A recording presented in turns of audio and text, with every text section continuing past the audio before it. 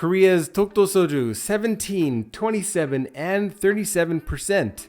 What are these like? And if you're in Korea, should you be grabbing these? Stay tuned for the Whisky Whistle.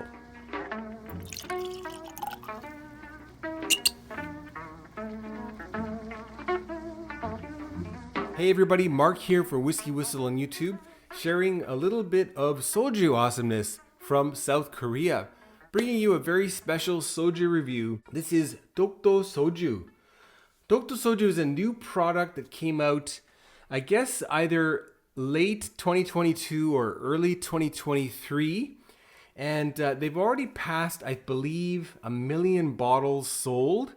So that's pretty impressive. Now, they have 3 products, 17%, and as you can see, it says 0 sugar on there.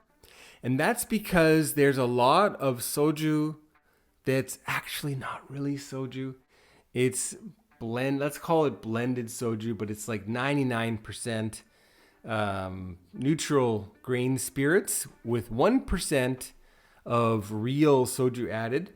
This one, however, lists the real soju, the distilled soju, as the first ingredient, and that's made with rice, and then grain neutral spirits next after that. Neutral grain spirits are next.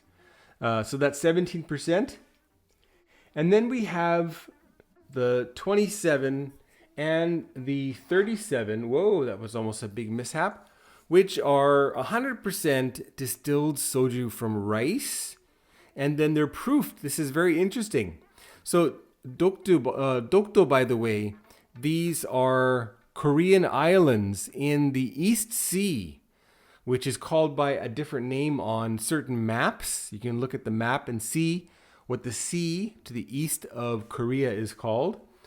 Anyway, so these Korean islands, Korea has laid claim to them for hundreds and hundreds of years. They go back really, really, really far. But in the late 1800s, when a certain other country was enacting a lot of pressure and influence and etc. on Korea, that country laid claim to those islands basically in order to increase their fishery line, their fishery border, the border that's in the sea. But anyway, Korea has tourism happening there, and they have soldiers, I believe, stationed there, etc., etc. So Dokdo is definitely Korean land. And you'll notice at the top it says 40240. And what that is, that's the postal code. The postal code or zip code for Dokdo Island. Pretty cool, right? Oh, and then you can see, I'm not sure if you can see that picture, but you can see the islands that are painted on the bottles here in white. For the gray bottle, the 27%, or yellow for the 37%, and black here for the 17%. Okay, so we'll check these 3 out, and we'll go through this very quickly. I don't plan on cutting anything out of this video. Not very much. If there is, I do apologize. But let's get this poured here, the 17%. Now, the 17%, I recommend, this is basically an accompaniment for Korean food, which is often spicy. And this would be a very good coolant to cool down your palate after having some spicy food, or as an astringent to cleanse your palate after something that is a little bit oily. Okay, let's get that poured.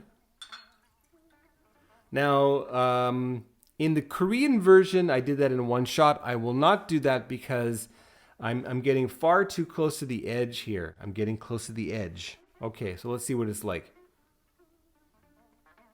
It smells really wonderful. It's light. It smells like nuruk, which is the Korea's rice wine starter that then is used to distill and become soju. It's a little bit sweet. It's got something kind of like, there's a special candy in Korea. It's called 누룽지 맛 사탕, and that is basically scorched rice flavor candy. Anyway, and then something a little bit peppery, as well as something that's a little bit gingery in here as well. Okay, and the flavor.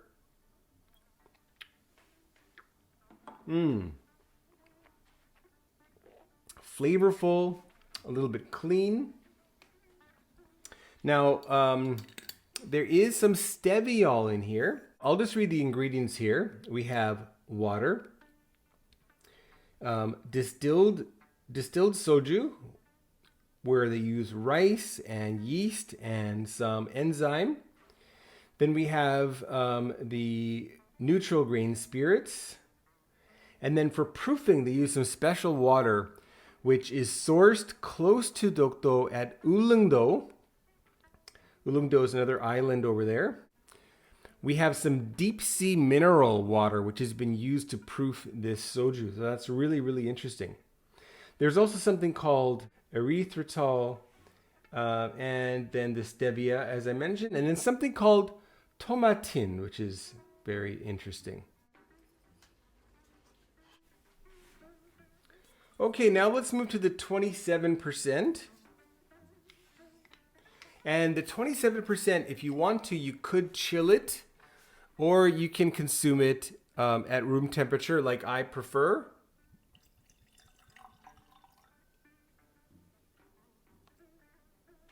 And some very similar smells, however.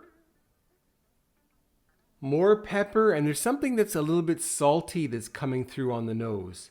Even though salt actually doesn't have a smell. But let's call it like a coastal sea spray type of smell.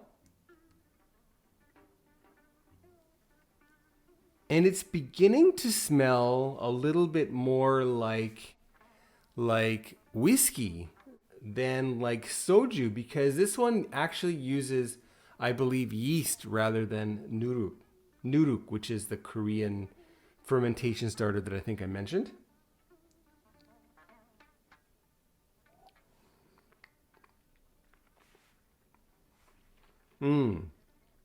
Peppery, ginger, sweet, that scorched rice flavored candy. A little bit salty, and then the finish is clean and peppery and quite nice for a soju. It's got a lot of flavor. You'd be really surprised if you've never tried real soju. By the way, the prices of these products are very reasonable. Here in Korea, the 17% is 4,000 won, so $4.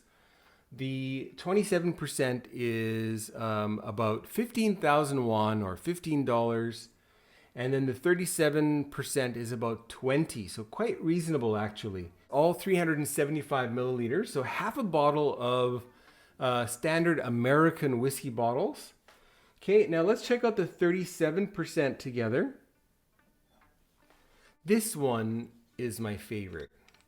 I should also tell you that this brand and this product is the brainchild of a Korean business tycoon. His name is Im Jin-wook, or in English it'll say Rim Jin-wook. That's how it'll be written. Let's get this poured. Okay, what do we have here? To be honest, this really smells a lot more like whiskey, like new make whiskey, or like very, very lightly oaked, or second, third, fourth fill, just bourbon cask whiskey. More of everything there, but I'm also getting kind of like a underripe grape note coming through on the nose. All right, the palate. Cheers. Konbae.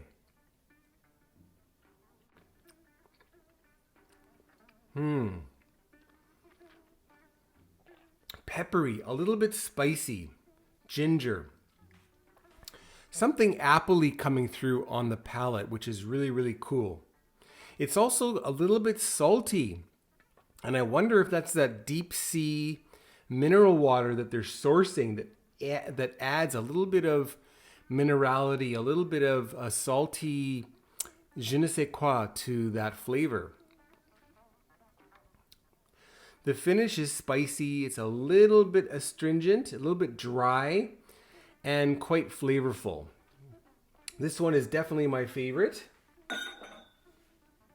Now the 37% I would pair with nuts or with Korean dried fish snacks, dried fish or dry seafood like squid, etc.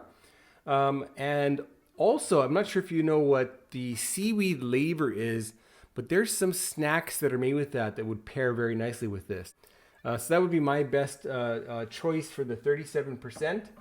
The 25%, however, perfect for Korean barbecue or perfect for Korean hae, Korean raw fish. That would be excellent. The 17%, as I mentioned, excellent with Korean spicy foods, spicy ramyun or spicy chicken even, and other spicy foods that you get in Korea for the 17%. Okay, let's get on to the Whisky Whistle whiskey score for these. By the way, don't forget to subscribe, hit the bell, and check me out on Patreon, patreon.com/WhiskyWhistle. Check me out there. You'll get your name in the credits at the end of each episode and advanced viewership of reviews like this one. Okay, so from my right to my left, which is your left to your right, I think, the 17%, what is the Whisky Whistle Soju score going to be? It's going to be 80 out of 100. And how about the 27% Dokdo Soju? What is that going to be, folks? It's going to be 83 out of 100. And the 37%, which is my favorite, the Whisky Whistle Soju score, that is going to be 87 out of 100. 80, 83, and 87 for Dokdo Soju. There we go. And full disclosure, I actually got a set of these from the producer, but I gave them to my family. And these very ones I paid with for my own money. Hope you enjoyed that. Make sure you check out Dokdo Soju if you're in Korea. If you come and visit, buy yourself some to take home.